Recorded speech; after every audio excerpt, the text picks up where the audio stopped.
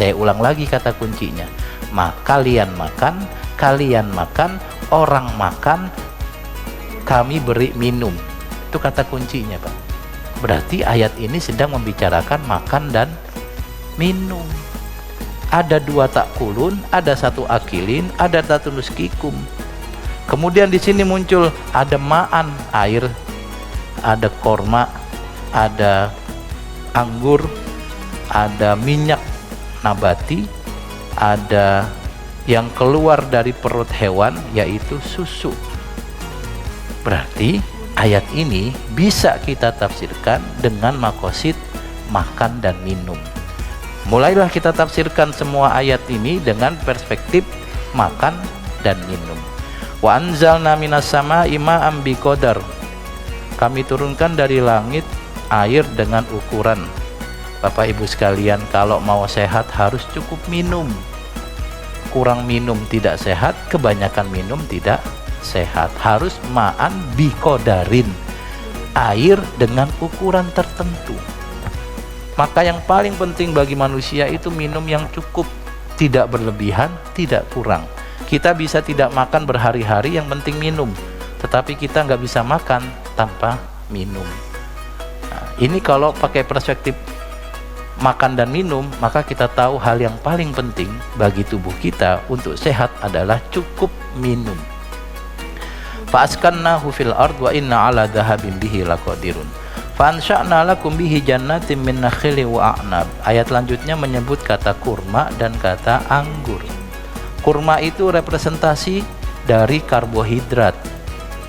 Kalau di kota Mekah, karbohidrat sumbernya itu bukan padi, bukan beras, ya sebagian gandum. Tapi mereka nggak punya tanaman gandum. Gandum itu mereka impor dari daerah luar Mekah, karena Mekah nggak bisa digunakan cocok tanam. Yang bisa tumbuh adalah kurma, dan kurma adalah representasi dari karbohidrat. Maka kalau mau sehat harus cukup karbohidrat. Karbohidrat kalau kita adalah nasi atau jagung atau sorghum atau roti atau kurma. Supaya sehat harus cukup minum, cukup karbohidrat. Walaupun Bapak hari ini puasa, jangan lupa nanti makan. Kalau nggak ada karbohidrat, nanti nggak begitu sehat. Nah, emang begitu. Nah, untuk membuktikannya tanya orang-orang kesehatan. Saya cuma menafsirkan. Jadi yang paling penting setelah air adalah karbohidrat. Kalau kita karbohidrat, kita punya sumber energi. Sumber energi. Kemudian wa a'nab. A'nab itu anggur. Anggur itu representasi dari buah. Buah itu mengandung vitamin. Supaya sehat, kita harus cukup vitamin.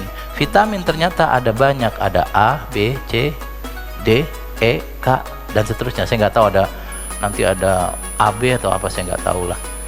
Maka supaya sehat kita harus cukup vitamin, dan vitamin itu adanya di buah. Nah, di sini disebut anggur, representasi dari buah.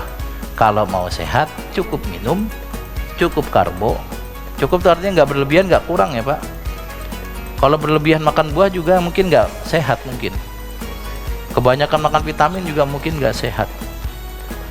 Wah, saya mau sehat Pak, tiap hari minum vitamin berpil-pil gitu, ya jangan ya. Kemudian vitamin ada banyak. Lakum fiha fawakihu katsiratun wa minha ta'kulun. Fawakih itu jamak dari fakihah. Fawakih itu buah-buahan yang banyak. Berarti memang sumber vitamin itu ada banyak. Tidak melulu anggur yang mahal, tapi buah-buahan yang murah yang bisa kita tanam dengan gampang, ini perlu kita makan. Kemudian wa minha ta'kulun. Ada satu kata ta'kulun. Kata ta'kulun pertama, kalian makan, dengan kata kerja fi'il madhi. Wa syajaratan takhruju min turi saina atambutu bidduhni.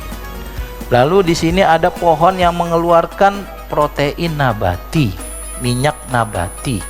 Ternyata untuk sehat kita perlu protein. Bagi orang yang normal dia bisa dapat protein dari daging. Tapi bagi yang alergi daging, maka proteinnya dari kacang-kacangan, namanya protein nabati. Di sini disebut tambutu bidduhni, tumbuh dengan membawa minyak nabati. Maka untuk sehat harus cukup minum, cukup karbohidrat, cukup vitamin, dan cukup protein. Protein itu kalau ada bagian tubuh yang rusak atau ketika kita tidak punya cukup asupan karbohidrat, protein bisa menjadi sumber energi. Wasibghil lil akilin, ada kata akilin sama dengan takulun, artinya makan. Kalau takulun itu kata kerja, kalau akilin itu orang yang makan. Wa innalakum fil an'ami la ibrah, disebut an'am, hewan ternak.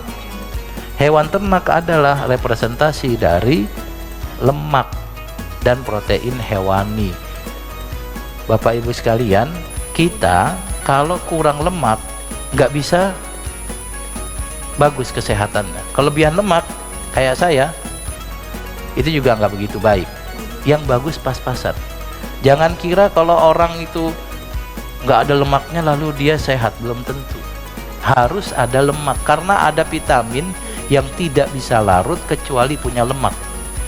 Saya baca tulisannya Pak Profesor Andi Nasution ya. Ada vitamin A, D, E, K, dia nggak bisa larut kalau kita nggak punya lemak. Berarti kalau kita makan buah ada vitamin A nya tapi nggak punya lemak, dia langsung dibuang oleh tubuh. Benar atau enggak? Nah, itu diverifikasi sama teman-teman yang ahli vitamin lah, orang-orang kesehatan lah. Ini penafsiran yang kita baca dari ayat. Nah, nusqikum mimma fi butuniha, kami beri minum kalian dari apa yang keluar dari perutnya, susu. Maka untuk sehat kita harus cukup minum, cukup karbo, cukup vitamin, cukup protein, cukup lemak, dan susu. Susu ini presentasi apa ini Pak? Lemak kali ya? Ya itu. Maka ayat ini bisa ditafsirkan sebagai ayat 4 sehat 5 sempurna. Audio Jungle.